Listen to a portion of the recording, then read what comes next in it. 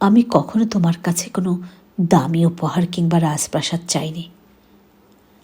আমি শুধু চেয়েছিলাম তোমার দিন শেষে একটুখানি সময় আর এক চিলতে অকৃত্রিম হাসি।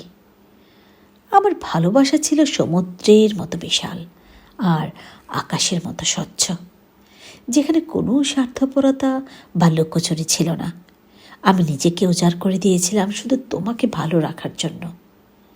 তোমার খুশিতে আমি নিজের খুশি খুঁজে নিয়েছিলাম, অথচ আজ তুমি আমায় এমনভাবে দূরে ঠেলে দিলে যে না, আমি তোমার জীবনের সবচেয়ে বড় ভুল ছিলাম।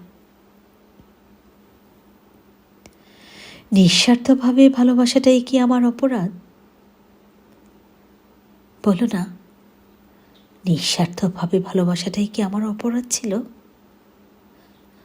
আজ স্বার্থপর এই পৃথিবীতে আমার সেই পবিত্র ভালোবাসার কোনো মূল্য নেই। আছে শুধু এক বুক হাহাকার আর তোমার দেয়া নিঃসঙ্গতা।